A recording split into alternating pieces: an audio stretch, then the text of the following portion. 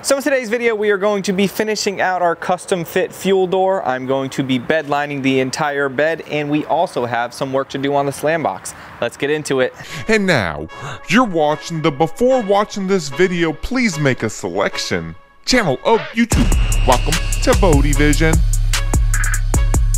Hey, so what is up and welcome. Thank you so much for joining me yet again on another video. So with this one right here, the main thing that I want to focus on is actually the bed liner aspect. So I want to get us up to speed, being that today is paint day. I'm going to bring us back a little bit, put together somewhat of a little montage. My buddy helped me film some of this, so shout out to you. So let me show you how we got to this point, and then we will pick it up with mixing the Raptor liner and how we go about that process.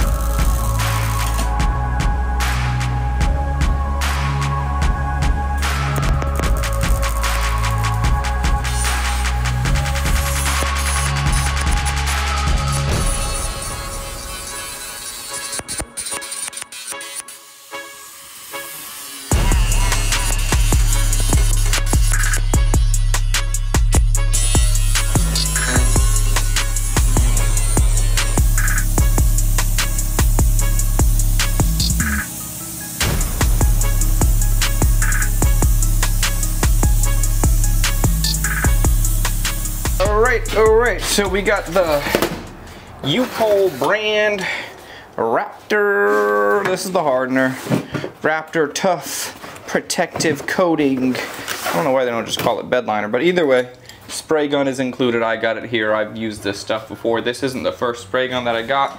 What the heck is that noise?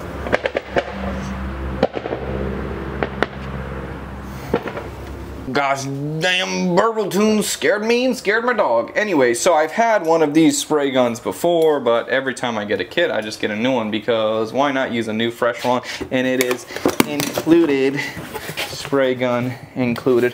How fancy is that? So what we got right here, this is the hardener. These are the individual ones. The last time I used this stuff, I actually used the tinted variation of this, which was a red tint. So this is just the black, so I don't need to add any kind of tint to this. It's not tintable, it's just black already. Black, negro. Be careful there with your black and careful. You gotta be careful saying stuff like that. Anyways, so what do the directions say? Fill up. Oh yeah. Fill line. That's my guy Phil. There's his line. So we gotta fill up the hardener to the fill line, and then once that's to the fill line, you add that to this. You shake that up. Pretty self-explanatory. And this lid comes off.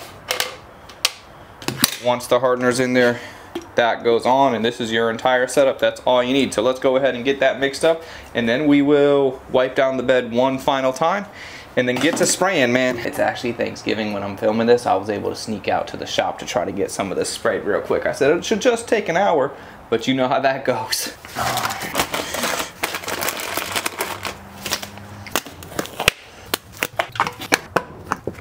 And I just want to do some math really quick just because I'm paranoid. So we got 4 of these that we need to work with. This is 237 milliliters, and we have 946 milliliters of hardener. So 946 divided by 4 equals 236.5. You're 0.5 off. It's not gonna work. When I'm putting hardener, I'm gonna go just shy of the line each time, so that way by the time we're done and doing our last bottle, we don't have full line, full line, full line, and then quite a bit below. Always do math. Math is good.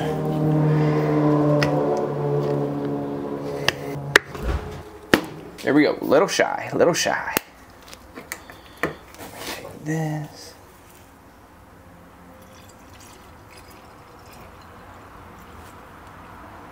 Give her the juice.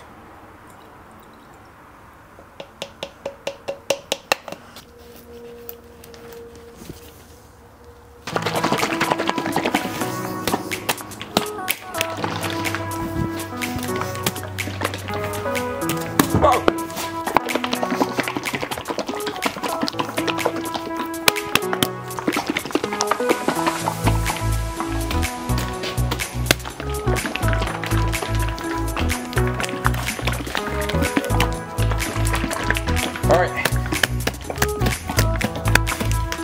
I think we should be ready to start spraying. Come on now.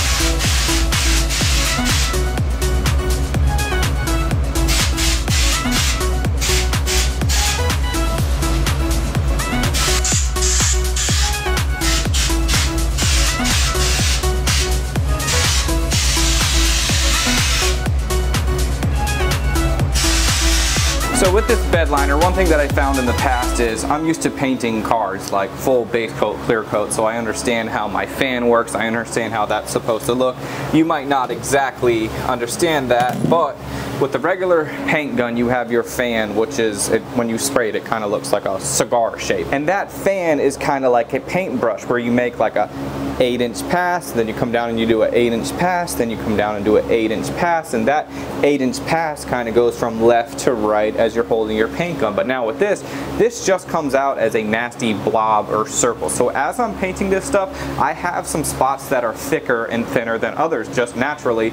Like if something's a little bit closer to the paint gun, it's going to be a tighter circle and land a lot thicker than if something's further away. And it's impossible to keep the paint gun the exact same depth from every single surface, especially when you have wheel tubs and all those other things going on. So what I found is I don't let those shiny spots get to me because they are going to happen. So I do full coverage or 100%, but it looks a little bit blotchy. Almost looks like somebody rattle canned it, because in some areas it's shiny, in some areas it's a little bit flat. The ideal way to lay this bed liner is to make it kind of land as a semi-gloss. If it's really thick, that's kind of too heavy and the texture might disappear a little bit. So after I get full coverage, 100%, I have one can left over. Now it looks like it's done. Full coverage, you'd think I'm done, but that's not what I want to do. So I have one left. So I want to give it a little bit of time to flash. So also, really quickly, I'm explaining to you my process. This is not the process that they recommend. I don't know who they even are. So anyways, I have some splotchiness. So with this last can, I'm going to do a dust coat over the entire thing. And with this coat, I don't care about coverage because coverage is already there. What I care about is a nice, flat, consistent surface. That way, when you stand back, it looks like one uniform color. Not thicker areas, not darker areas, not lighter areas, not wetter areas. I'm just gonna stand back and I'm gonna dust the entire thing, kind of to pull it all together. You'll notice some of those shiny areas disappear as soon as you dust it over, and that's what we're going for.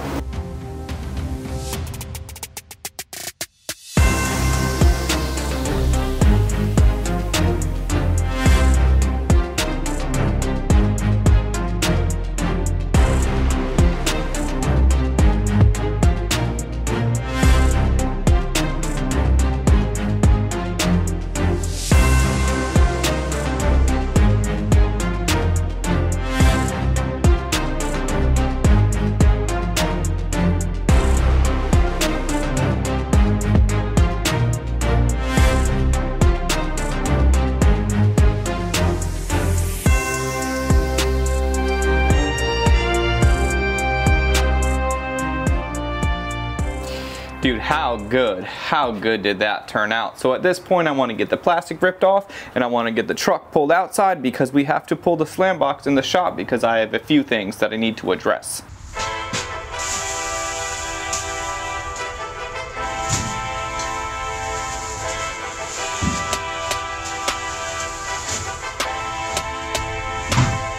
Alright, let's get this thing pulled out and then get the slam box in here.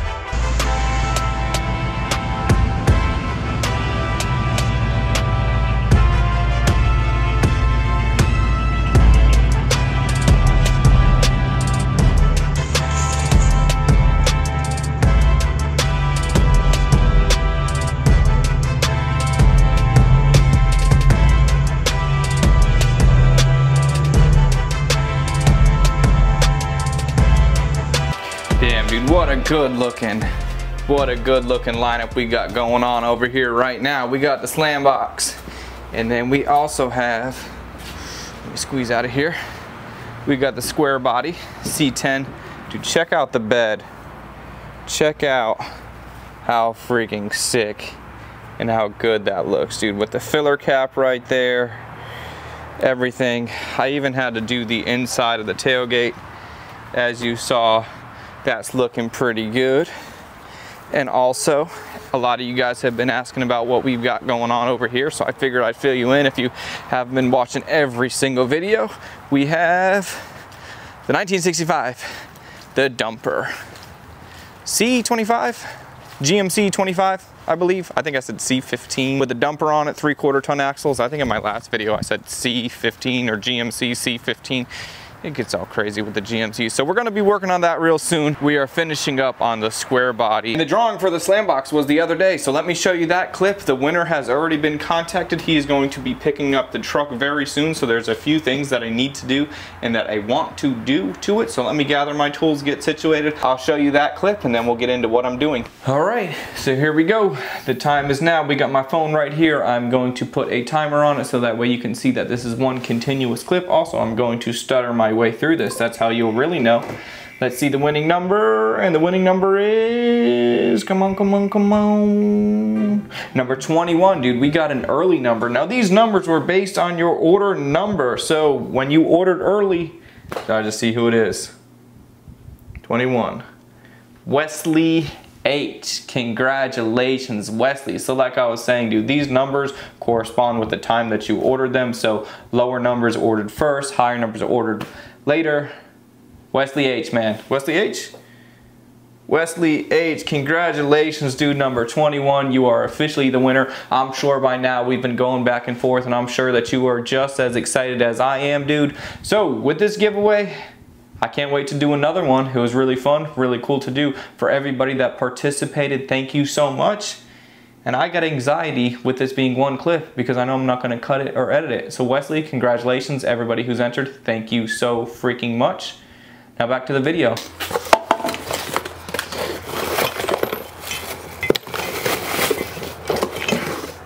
Man, so huge congratulations to the winner, man. He said he's going to be driving down from Tennessee or something to pick up the truck, and we're gonna get all that stuff figured out for him to come get it. So what I need to do, the back of this truck, since the bumper sticks out so far from the front and the front sits up a little bit higher, with the front sitting up higher and the bumper sitting so far back, the bumper just hits everything, and I'm worried if it's going to be able to go onto a trailer or not. So I figured instead of worrying about it, let me add some 2-inch spacers just for transportation, or if he wants to leave them on, he can. If he wants to take them off so that way the truck can air out, he could do that as well. You see, when I built this truck, I designed it to lay out. I wanted the boxes to sit on the floor when you air it out, and maybe that's not as necessary as I was thinking it would be. So let me lift the axle, pull these plates, and let's just get these things on here, man.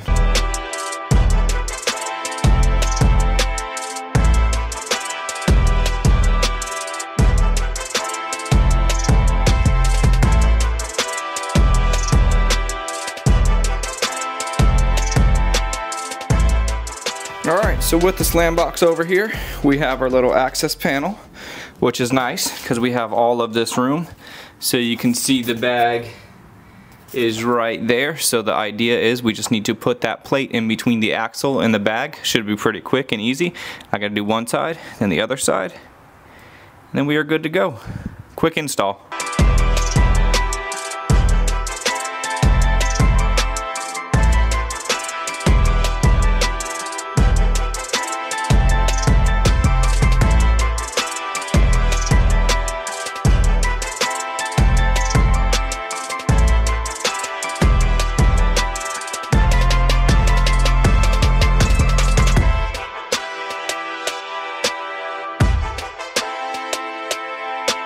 Alright, so let's see how we are at this point. So I want to pull the truck out and air it out. Now I have a suspicion that when I compressed the bag all the way down a whole bunch of videos back when I was building this truck, I had the box on the ground. I did the math on the compressed bag based on what it had listed online. It listed it to be 3 inches. But in reality, I'm thinking all of the weight on the truck probably compressed it more. So just because I raised it 2 inches, I'm curious to see if we are 2 inches higher when we are aired out. I know we will be 2 inches higher when we were aired up, because that just makes sense, that's simple math. But if we air out and we're less than 2 inches off the floor, that means I was wasting potential height in the bags all along. So let's see.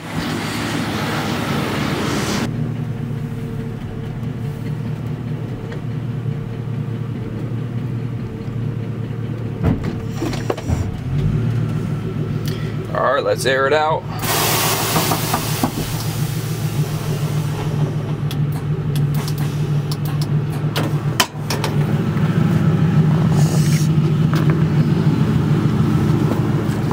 Dude, we still look low. We still look damn low. So what this means to me, number one, I'm an idiot and I did my math a little bit wrong and I was wasting 2 inches of lift all along. See, I can get my finger under here, but we still look damn good. I would have picked this look 100% without a doubt, because before it would hit everything when it was all the way up. Now it's not quite all the way down, but you're not gonna notice, dude. That's aired out. We have 2 inches extra to go up. What a perfect install. Little mistake on my behalf, but I'm just going to know from now on a 3-inch compressed height is going to be a little bit more compressed than that when all of the weight goes onto it. So let's get the slam box out of here, get the square body back in here, say bye to it. Well, I'll show when the guy comes and picks it up. I'll ask him if he's cool to film, and then we'll load it up and the whole thing. Okay, yeah, you know, time to go. Get this thing out of here. All right, so 100%. I moved the truck back. We got the square body back, and 100%, dude, I was wasting about 1.5 inches, and for any guy, if you were wasting 1.5 inches, you'd probably be pissed. Now, I'm not pissed, it is what it is. But anyways, man, super successful day. We got the bed painted. This truck is on its way to be done. I did not realize how long some of this stuff was going to take. But either way, man, my number one priority is that it's going to turn out good. We have everything we have to put back together. The bed's got to come off because we got to paint everything underneath, and then the truck will be done 100%. And then we are going to get busy on the dumper that's over there. The slam box is wrapped up, and all in all, we got a lot of stuff done. So if you could do me a huge favor, leave a comment down below. Tell me your uncle does a better job than what I do, because that's what I told you to do in the last video, and a lot of you guys listened, and I appreciate that so much. The more comments, the more likes, all of that stuff really helps. Thank you guys so much for watching. I'll see you on the next one. I'm out.